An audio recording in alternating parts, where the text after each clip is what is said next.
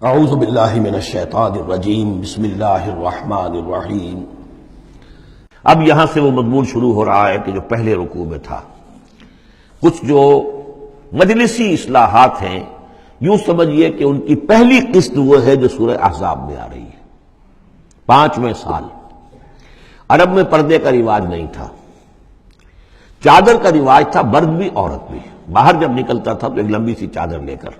لیکن یہ کہ مردوں کے صرف کندھے پر وہ پڑی ہوتی تھی، عورتیں یہ ضرور تھا کہ اسے اپنا تقریباً پورے جسم میں وہ لپیٹ لیتی تھی اس میں، لیکن چہرے کا کچھ نہیں، سر پہ کچھ نہیں، سر پر اگر ہو گیا ورنہ چہرہ کھلا۔ یہ وہاں کے رواج تھے، گھروں میں بے دھڑک جا رہے ہیں آ رہے ہیں، اور جو بھی تھا وہاں پر جو صورتحال تھی۔ اب اس میں جو تدریجاً اصلاح کی گئی تو پہلی بات جو سمجھنے کی ہے وہ یہ ہے کہ اصلاح کا آغاز ہوا، چیریٹی بگنز ایٹ ہوم، نبی کے گھر سے آغاز کیا گیا، اور نبی کی بیویوں کو سب سے پہلے مخاطب کیا گیا، اس لیے کہ یہاں سے اس کا آغاز ہوگا۔ اور اس میں ایک بڑا لطیف نکتہ یہ ہے کہ حضور صلی اللہ علیہ وسلم جو اسوہ حسنہ ہے کامل، تو مردوں کے لیے تو کامل اسوہ حسنہ ہے حضور صلی اللہ علیہ وسلم، باپ کی حیثیت سے، بیٹے کی حیثیت سے، داماد کی حیثیت سے، خسر کی حیثیت سے، قاضی القضات کی حیثیت سے، سپہ سالار کی حیثیت سے، ہیڈ آف دی اسٹیٹ کی حیثیت سے، امام کی حیثیت سے، خطیب کی حیثیت سے، معلم کی حیثیت سے، مربی اور مزکی کی حیثیت سے، جتنی حیثیتیں آپ گن سکتے ہیں حضور کی سیرت میں اسوہ موجود ہے۔ ایک پہلو سے اسوے میں کمی ہے، اور وہ کمی کیا ہے؟ عورتوں کے جو خاص نسوانی معاملات ہوتے ہیں اس میں تو حضور اسوہ نہیں بن سکتے، حضور تو مرد ہے، تو عورتوں کی زندگی کا ایک حصہ ہے کہ نہیں؟ تو عورتوں کے لیے اسوہ کون ہے؟ وہ آپ کے ازواج مطہرات کو اسوہ بنایا جا رہا ہے، اس لیے اصلاح کا عمل ان سے شروع کیا گیا، اور ان کو گویا کہ کہہ دیا گیا کہ تم اگر نیکی کرو گی دوہرا اجر پاؤ گی، کیوں کہ تمہیں تو دیکھ کر تمام مسلمان خواتین نے جو ہے تمہارے نقش قدم کی پیروی کرنی ہے، اور خدا نہ خواستہ تم نے کوئی غلط حرکت کی تمہیں دوہری سزا ملے گی، اس لیے کہ تم تو ان کے لیے اب اسوہ ہو۔ تو گویا کہ اسی سورہ مبارکہ میں حضور کے بارے میں آیت آئی ہے، لقد کان لکم فی رسول اللہ اسوۃ حسنہ، لیکن حضور کے اس اسوے میں جو ایک پہلو سے کمی ہے کہ خواتین کے لیے ان کے جو مخصوص نسوانی معاملات ہیں ان کے لیے حضور کی شخصیت میں اسوہ نہیں ہے، اس خلا کو پر کیا ہے ازواج مطہرات کے ذریعے سے۔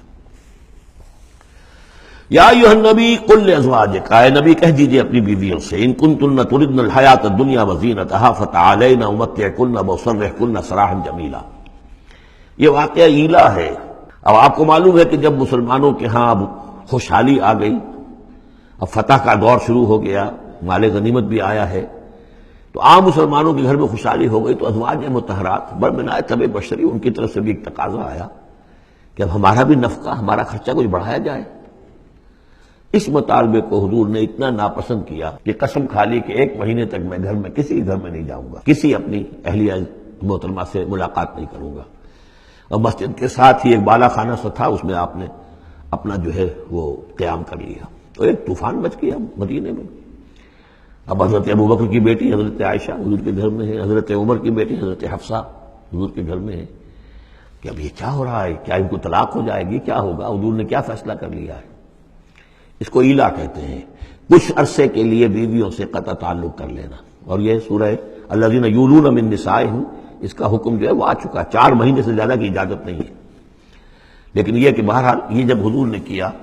تو اس کے بعد پھر یہ آیات نازل ہوئیں کہ اے نبی اب آپ صاف 2 آپشنز رکھ دیجئے اپنی ازواج کے سامنے، اگر تو انہیں دنیا چاہیے تو وہ خود آیات ہی میں دیکھ لیجئے، ان کنتن تردن الحیات الدنیا، کہ اگر تو تم چاہتی ہو دنیا کی زندگی، اس کی زیبائش اور آرائش، وزینتہا فتعالین، آؤ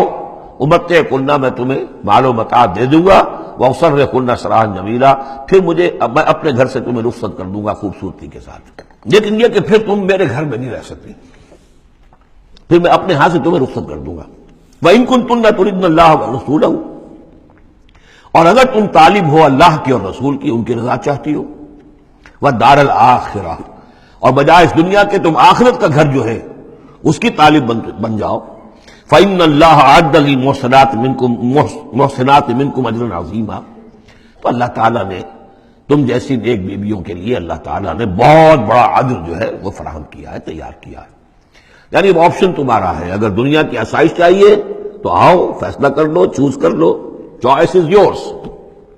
میں تمہیں مال و متاع دے کر اپنے گھر سے رخصت کر دوں گا خوبصورتی کے ساتھ، اور اگر میرے ہاں رہنا تو پھر تو یہی ہے، فقر ہے، فاقہ ہے، جو اختیاری فقر تھا آپ کا۔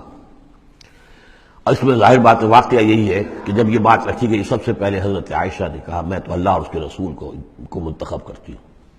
اور ایک ایک کر کے تمام ازواج نے یہ کہا، اپنے تمام مطالبات سے وہ دستبردار ہو گئی، اور پوری زندگی اس طرح گزری ہے کہ کبھی 2 وقت جو ہے چولہا گرم نہیں ہوا ہے محمد کے گھر میں صلی اللہ علیہ، کسی بھی گھر میں، کسی بھی زوجہ محترمہ کے گھر میں۔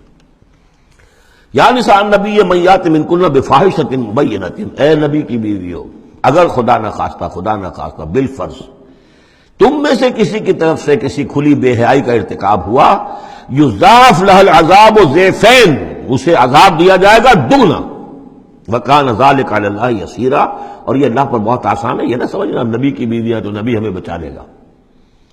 اسی لیے قرآن مجید میں بار بار آتا ہے حضرت نوح کی بیوی، حضرت لوط کی بیوی، حضرت لوط کی بیوی کا ذکر بہت زیادہ آیا ہے۔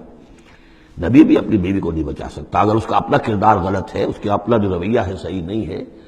اگر اس ایمان اور عمل صالح سے محروم ہے تو کچھ نہیں۔ چنانچہ حضور نے ایک مرتبہ اپنے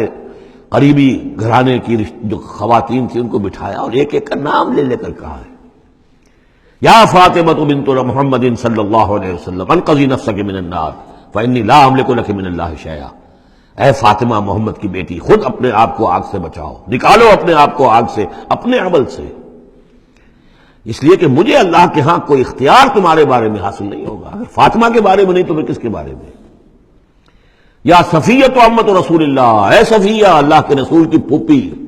انقذی نفسک من النار فانی لا املک لک من اللہ شیئا، اپنے آپ کو جہنم کی آگ سے بچانے کی کوشش کرو، اس سے نکالو اپنے آپ کو،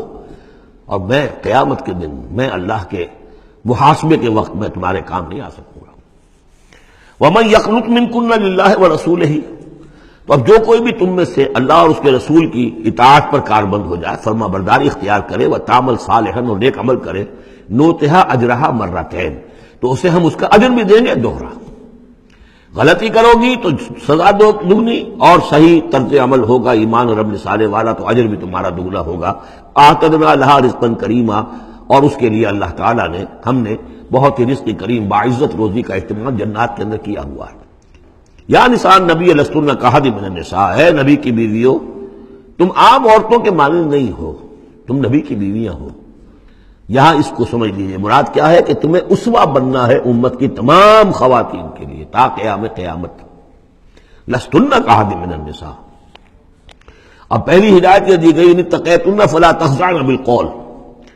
ظاہر بات ہے وہ پہلی یوں سمجھیے کہ جو بھی معاشرے کا نقشہ میں کھینچ چکا ہوں کہ لوگ آتے تھے گفتگو کرتے تھے بے دھڑک، پہلی بات تو یہ آپ نے فرمائی کہ اگر تم تقویٰ دل میں رکھو اور لوگوں سے بات کرتے ہوئے اپنی آواز میں لوچ پیدا نہ کرو، نرمی پیدا نہ کرو۔ ظاہر بات ہے عورت کی آواز اس کے اندر مرد کے لیے کشش ہے، اور اگر کہیں طرح اس میں لوچ بھی ہو تو اگر کسی کے دل میں کوئی خباثت ہے، کوئی گندگی ہے، منافق بھی تو اسی معاشرے میں تھے نا، اور وہ تو کوئی موقع نہیں جانے دینا چاہتے تھے کوئی سکینڈل اٹھانے کا حضور کے خلاف اگر ہو جائے۔ سورہ نور میں ہم پڑھ چکے ہیں کہ حضرت عائشہ تک پر توبت لگ گئی۔ یہ کہ اگر فیطمع الذی فی قلبہ مرض، کہ کہیں تم تو اپنی شرافت اور مروت کی وجہ سے نرم انداز میں بات کرو، اور جس کے دل میں کوئی روگ ہے، منافقت کا روگ ہے، بیماری ہے، وہ کوئی اور ہی امید لگا لے کہ شاید ان کی کوئی توقع، شاید میں یعنی یہاں پہ اگر کوئی محنت کروں کوشش کروں تو شاید میری دال گل جائے، کسی بری نیت اور ارادے کو دل میں پال لے۔ وَقُلْنَ قَوْلًا مَعْرُوفًا، بات کرو بڑی معروف انداز میں، لیکن انداز جو ہے اس میں وہ سختی کا ہونا چاہیے بجائے اس کے کہ اس کے اندر وہ نرمی ہو اور شیرینی ہو۔ وَقَرْنَ فِي بُيُوتِكُنَّ، دوسری ہدایت اپنے گھروں کے اندر قرار پکڑو، تمہارا اصل مقام جو ہے وہ گھر ہے۔ اب یہ اصول دیے جا رہے ہیں، یعنی سمجھیے کہ یہ اصلاحات جو ہو رہی ہیں، مخلوط معاشرہ نہیں ہے اسلامی معاشرہ، عورت کا اصل مقام اس کا گھر ہے، ماں کی حیثیت سے، بہن کی حیثیت سے، بیٹی کی حیثیت سے، بیوی کی حیثیت، گھر کے اندر۔ وَقَرْنَ فِي بُيُوتِكُنَّ وَلَا تَبَرَّجْنَ تَبَرُّجَ الْجَاهِلِيَّةِ الْأُولَىٰ، اور مت نکلو باہر بن سنور کر جیسے کہ جاہلیت اولیٰ میں رواج تھا۔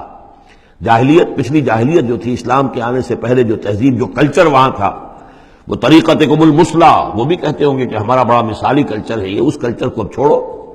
اور یہ جو بن سمر کر باہر نکلنے والی بات ہے کہ تبرج کہتے ہیں کہ نمایاں ہونا، یعنی عورت اگر بناؤ سگار کر کے نکلتی ہے مردوں میں تو کیا چاہتی ہے؟ وہی چاہتی ہے کہ لوگوں کی نگاہیں میری طرف اٹھے، میں توجہات کا مرکز بن جاؤں۔ یہ کام اب چھوڑ دو بالکل۔ اگر خدا نے خواستہ کہیں ہے بھی کسی کا کوئی پس منظر میں، تو اس کی دوسری ہدایت یہ ہے گھروں میں قرار پکڑو، گھروں میں رہو، گھروں میں بیٹھو۔ وَقَرْنَ فِي بُيُوتِكُنَّ وَلَا تَبَرَّجْنَ تَبَرُّجَ الْجَاهِلِيَّةِ الْأُولَىٰ وَأَقِمْنَ الصَّلَاةَ وَآتِينَ الزَّكَاةَ وَأَطِعْنَ اللَّهَ وَرَسُولَهُ، اور نماز قائم کرو اور زکوٰۃ ادا کرو اور اللہ کی اور اس کے رسول کی اطاعت پر کاربند رہو۔ انما یرید اللہ لیذھب عنکم الرجس اہل البیت ویطہرکم تطہیرا۔ اے نبی کے گھر والوں، یا اہل البیت اب آ گیا یہاں پہ، نبی کے گھر والوں، اس سے پہلے ہم پڑھ چکے ہیں یہ اہل البیت حضرت سارہ کو خطاب کیا تھا فرشتوں نے کہ سلام ہو آپ کو اے نبی کے گھر والوں اہل البیت، اور یہاں ساری گفتگو جو ہو رہی ہے وہ حضور کے ازواج سے ہو رہی ہے۔ تو اہل بیت اصلاً ہیں حضور کی ازواج مطہرات۔ البتہ یہ ہم مانتے ہیں کہ حدیث ہے، حضور نے یہ چاہا ہے، جو آپ کو محبت تھی حضرت فاطمہ سے، حضرت علی سے اور حضرات حسنین سے رضی اللہ تعالیٰ عنہم، آپ نے فرمایا اللہم ہؤلاء اہل بیتی، اے اللہ یہ بھی میرے اہل بیت ہے۔ بس یہاں پر بھی کا اضافہ کر لیجئے، کوئی حرج نہیں۔ اصل اہل بیت ازواج مطہرات ہیں، لیکن اے اللہ یہ بھی میرے اہل بیت ہے۔ تو فرمایا اے نبی کے گھر والوں، یعنی اے نبی کی بیویوں، اللہ تعالیٰ یہ چاہتا ہے کہ تم سے ہر نوع کی برائی کو، گندگی کو بالکل دور کر کے تمہیں پاک اور صاف کر دے، یطہرکم تطہیرا، پوری طرح پاک اور صاف کر دے۔ کیوں؟ تمہیں اسوہ بننا ہے، تمہیں نمونہ بننا ہے۔ نمونہ تو بے داغ ہونا چاہیے، جیسے محمد رسول اللہ صلی اللہ علیہ وسلم کی شخصیت ہے، آئیڈیل پرسنالٹی، آئیڈیل، تو آئیڈیل تو بے داغ ہونا چاہیے۔ اسی طریقے سے تم جس مقام پر ہو کہ اب خواتین امت کے لیے، پوری امت مسلمہ کی عورتوں کے لیے تمہیں اسوہ بننا ہے۔ وَاذْكُرْنَ مَا يُتْلَىٰ فِي بُيُوتِكُنَّ، اور ذرا یاد کیا کرو جو کچھ کے تلاوت کی جاتی ہے تمہارے گھروں میں، من آیات اللہ، اللہ کی آیات میں سے، تمہارے گھروں میں وہی اترتی ہے محمد رسول اللہ صلی اللہ علیہ وسلم۔ بلکہ ایک خاص جو مقام ہے حضرت عائشہ کا، وہ تو حضور نے فرمایا ہے کہ کسی اور میری بیوی کے لحاف میں، جبکہ ایک ہی لحاف میں حضور بھی تھے اور حضرت عائشہ بھی تھی، تو مجھ پر وہی نازل نہیں ہوئی سوائے عائشہ کے لحاف کے۔ لحاف کے اندر بھی وہی نازل ہو رہی ہے، وہ تو دل پہ نازل ہوتی تھی، اس کے اندر تو کوئی دروازے نہیں کھولنے پڑتے تھے کہ حضرت جبریل آئے دروازہ کھولو پھر وہی لے کر آئے ہیں۔ وہ تو یہ کہ فرشتہ ہے اور دل پر نازل کر رہا ہے۔ تو فرمایا کہ تمہارے گھروں میں اللہ کی آیات کی تلاوت کی جا رہی ہے، والحکمہ، اور نبی کی زبان مبارک سے جو احادیث ہے جو آپ بیان کر رہے ہیں، سب سے بڑھ کر تو تمہارے سامنے آ رہی ہے حکمت نبوی، یعنی وہ جو وحی خفی ہے اس کا بھی سب سے بڑھ کر تمہارے سامنے جو ہے چرچا ہو رہا ہے۔ ان اللہ کان لطیفا خبیرا، یقین اللہ تعالیٰ بہت باریک بین ہے اور باخبر ہے۔ صدق